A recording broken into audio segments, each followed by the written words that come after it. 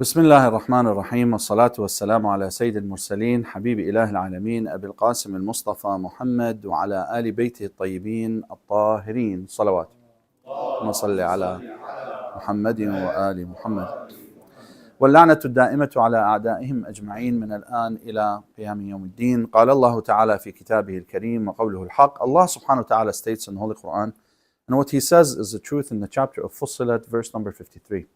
He says, سنريهم آياتنا في الآفاق وفي أنفسهم حتى يتبين لهم أنه الحق أولم يكفي بربك أنه على كل شيء شهيد. Allah subhanahu wa ta'ala states in this verse, He says, and we will show them our signs in the horizons and within themselves until it is made clear to them that He is the truth. Allah subhanahu wa ta'ala is the truth. Is it not sufficient for them that Allah bears witness upon all things? صدق الله العلي العظيم. آمنا بالله. Assalamu alaikum wa rahmatullahi wa barakatuh. Our topic today is the existence of God. This topic is a topic that has perplexed many scholars over the course of humanity. Today, we still find that there are people who are unsure of the existence of the Creator. Some who still argue whether the Creator even exists. Those who try to convince us that this world came out of coincidence or out of chaos. How do we answer such individuals? What is our response to them? This is what we will address today. In order to address this topic, we're going to do it in a couple of ways. The first is we'll look at a very simple proof called the proof of organization. And the second, we will look at another proof called the proof of the unlimited Creator.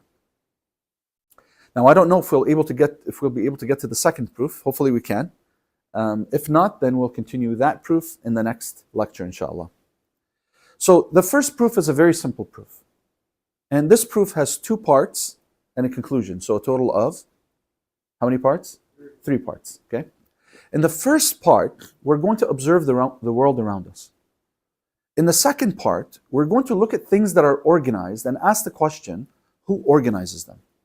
Lastly, we'll take the results of part 1 and part 2 and then conclude and see what conclusion we can come to, okay? After that, we will take that conclusion and we'll ask several questions, 3 questions in particular, and that's when we'll get into the next proof, which is called the proof of the unlimited Creator, and you'll see why.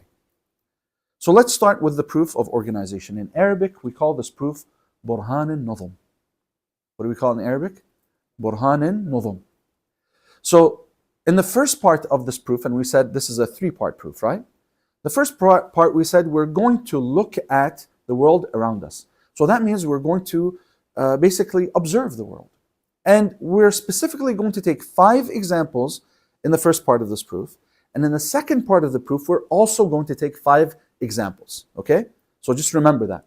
The proof has 3 parts. The first part, we're observing the world around us. The second part, we're looking at organized things. And we're going to ask who organizes them. In the first part, where we're observing the world around us, we're going to take 5 examples. And in the second part, where we're going to be looking at things that are organized, we're going to also apply this to 5 examples, right? We'll look at 5 examples and ask the question, who organizes these things?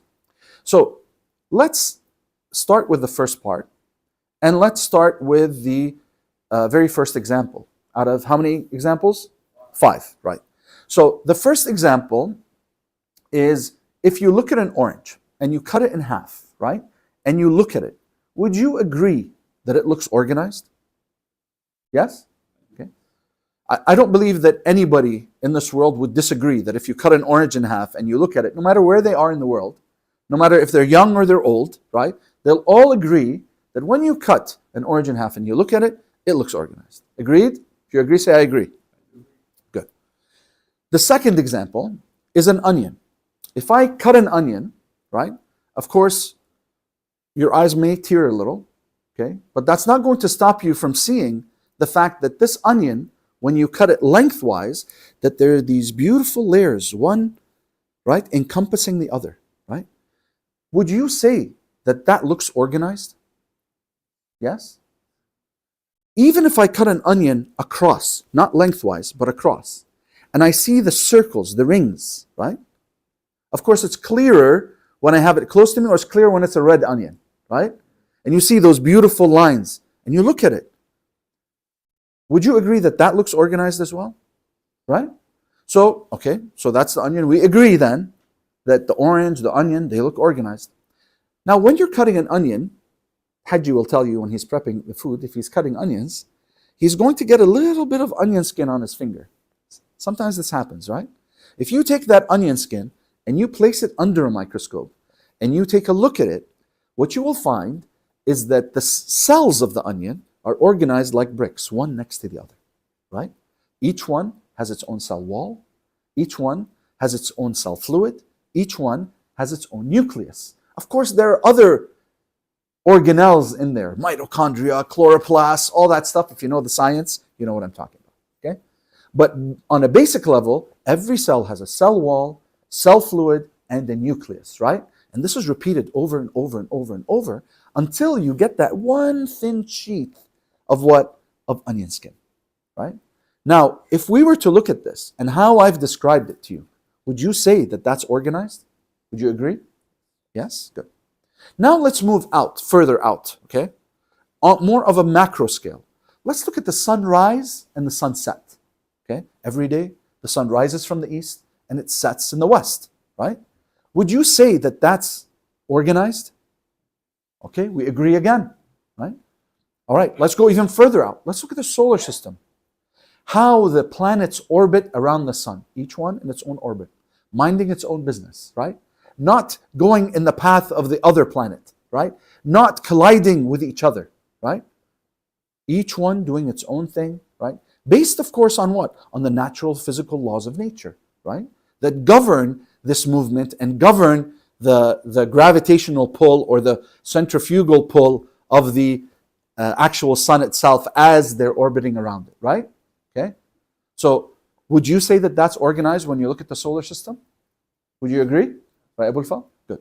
So, that's example number 5. So now, based on the examples that we just observed, can we conclude, based on these examples, that the world is organized? Right? Now, someone might come to you and say, but what about earthquakes?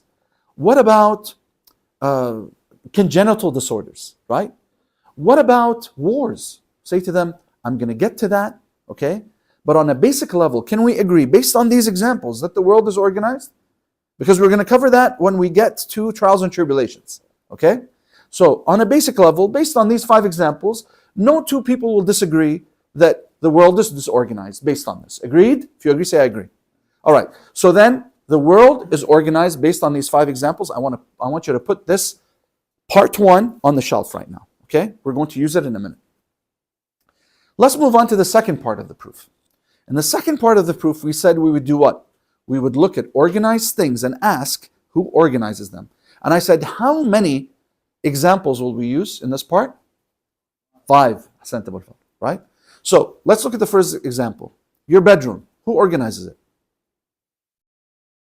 You organize it? Good for you. So not your mom, that's good.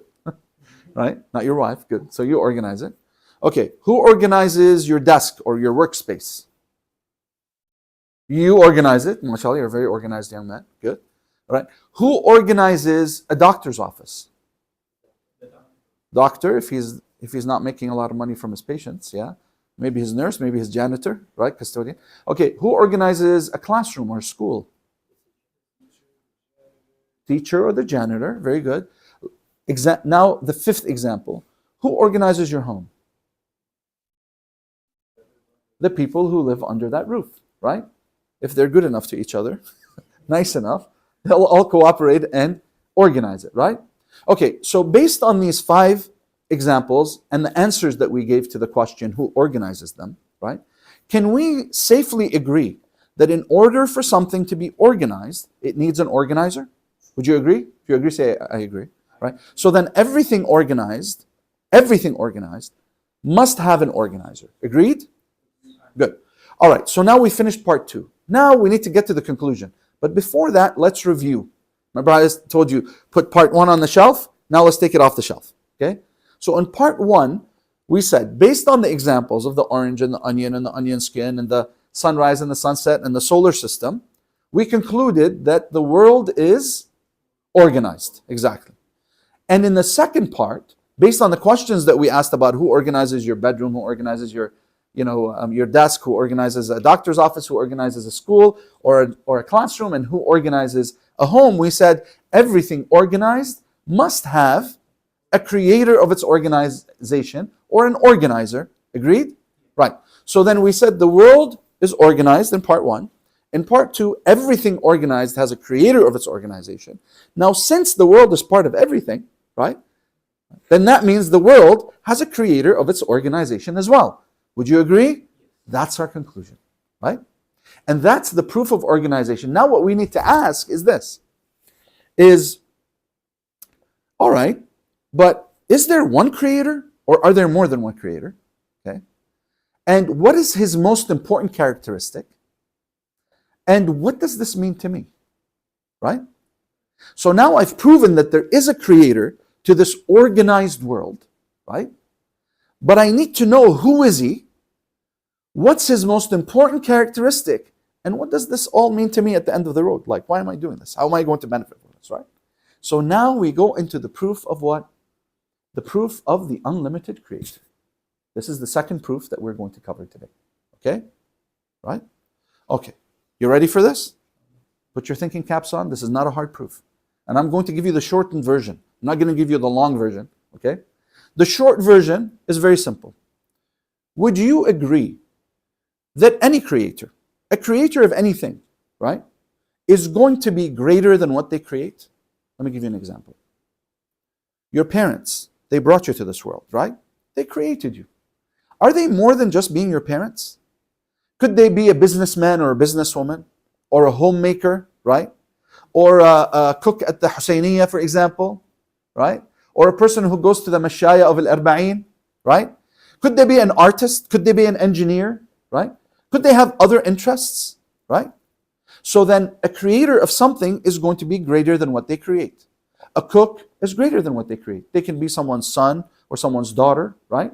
They could be also an engineer who decided to give up their engineering job because of Corona, because they wanted to pursue their hobby, and their passion for cooking. So they became a personal chef. We saw that during the times of Corona, right?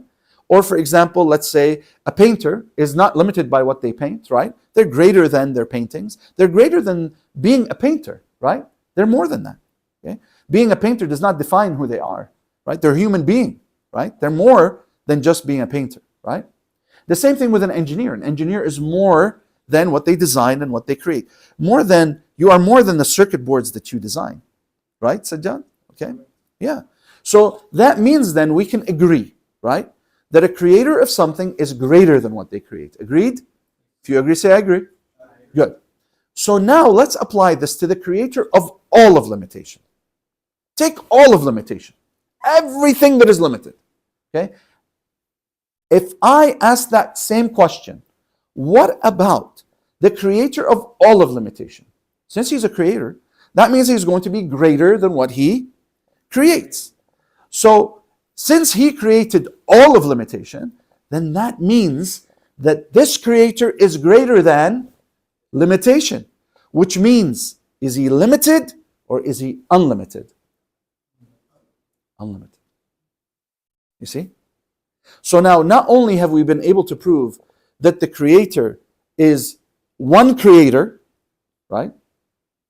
That he is an unlimited creator, beyond whom there is no other creator, but also that his most important characteristic is that he is unlimited, right?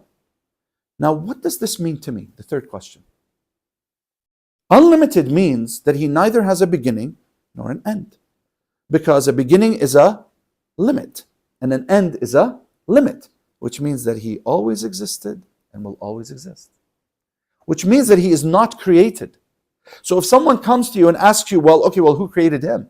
Say, well, hang on. That's the wrong question, brother. Right? That's the wrong question. Why is it the wrong question? Because once we prove that he is unlimited, that means he doesn't have a creator. He is the supreme creator of all things. He always existed, will always exist. He's everywhere. He sees all things without the need for an apparatus with which to see. He doesn't need eyes. Right? He is all hearing, and he doesn't need an apparatus with which to hear. Right? You get it? Okay. Not just that, it also means that he is flawless. Why? Because he is unlimited, that means he doesn't have flaws, because flaws are what? Limits, right? Okay? Which means then he's flawless. What's another word for flawless? Flawless starts with a P. Perfect. That means he's all perfect. It means then that he knows all things, right? He doesn't make any mistakes. He doesn't contradict himself, because these are all limits, right? Only a limited person contradicts themselves. Agreed? You agree? Right? That also means that he is all purposeful. He does everything for a purpose and with a purpose. Got it? That also means he's all just. He doesn't oppress. Not an atom's worth, not a quark's worth. Got it? If you got it, say you got it. Okay? Right. That also means, so he's all wise. He does everything for a reason and with a reason. Right? And we said he is all purposeful. Let's go back to that one. Because what does this mean to me? Right? That was the third question. It means that I was created for a purpose and with a purpose. Isn't that one of the things that we search for in our lives? Purpose, right? Isn't that what causes generations upon generations of people around the world to fall into depression? Because they don't know what their life purpose is. But now I know my purpose is set for me by whom? By the unlimited Creator. Got it? Which means that I have a great purpose. Which means that since the unlimited, the all-perfect, chose for me to exist, how important am I? How worthy am I of existing? Very worthy. So when we listen to our peers in school or at work, or our boss when he berates us, right? And we feel worthless, or if I'm not part of the cool kids in school, or the cool clique, or I'm not part of the jocks, or I'm not part, then I'm worthless. That's all wrong. We've got it all wrong, right? In reality, my self-worth is an intrinsic, inborn worth that I got from when Allah chose for me to exist. And since the Creator, the All-Perfect, chose for me to exist, then my value and my worth is great. Got it? If you got it, say I got it. Right? So, what else does that mean to me? Since the Creator is unlimited, am I ever alone? How far is my Creator from me if He's everywhere? You see, Ahmed? He's here, but He's also far away at the same time. He's here, He's close. He's as far as me realizing His existence in my life. Living in the West, we idolize celebrities, right? That's what you grow up to learn. The LeBron James and the Michael Jordans and the unfortunately, some of the fashion models and some of the reality show models and the rappers and right? Okay, the Kanyes and all of these, different celebrities, the P. Diddy's and the Snoop Dogg's and all these people become individuals that youth idolize, right? Now, if you are going to connect yourself with someone, right, that you want to idolize, would it make sense, now that you know this, that you connect yourself with someone who is a limited being, or to connect with someone who is an unlimited being? Think about it. If I connect myself with someone who is a limited being, like me, who doesn't know their own self-worth, because if they knew, they probably wouldn't be a celebrity, right? They probably wouldn't do the things that they do. Drinking alcohol, smoking, exposing themselves, right? Just to, sell themselves and their bodies and their words for money, right? And we end up looking at these limited beings and connecting ourselves with them and wanting to be like them. But the reality is that if you connect yourself with someone limited, will you get limited results or unlimited results? Limited results. But if you connect yourself with the Creator, the unlimited, the all-perfect, will you get limited results or unlimited results? Unlimited results. You see? So now who should I be asking, for help and for guidance? A limited human being or the unlimited creator? And who he places in my life or for humanity to guide them. Because that means that they are authorized by him to teach us what he wants us to know about perfecting ourselves. And this is where we come to purpose. What is my purpose? Well, first and foremost, if we put our thinking caps on, we're going to say, okay, well, if the all-perfect, the unlimited creator created me and brought me to this world, right? And he gave me so much value and so much worth, then should I not, on a very basic level, just be thankful and appreciative that he did this for me? Am I right or am I wrong? Like, think about it. Your parents, right? Your parents. Why do you feel a sense of obligation to please them all the time? Why? They brought you to this world. What else? They just brought you to this world and dropped you? What else did they do? Took care of you. What else did they do?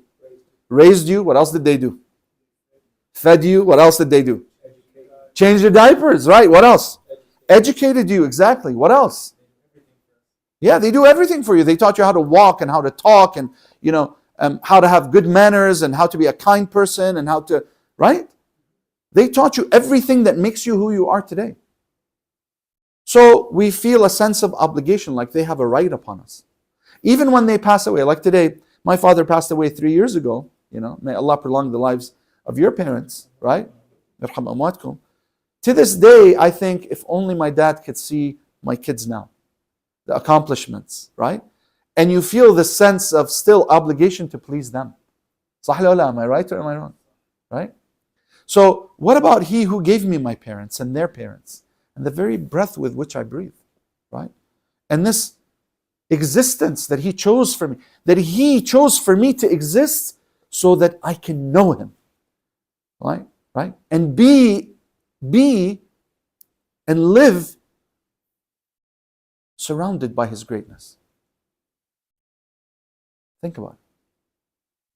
I should be in awe, right? I should be appreciative. And I should, by priority, dedicate my life to showing him how appreciative I am. Agreed? If you agree, say I agree. This is paradigm shifting information. You know what paradigm shifting means? A paradigm is a principle upon which you base your life. Once you realize this, now the principles, all of the principles that you had before, right, become focused and centered around this one principle that we just proved right now. This is what we call Tawheed. This is the secret to a successful life. To know that God exists in your life and that He's the all-perfect and chose for you to exist and gave you worth and value, right?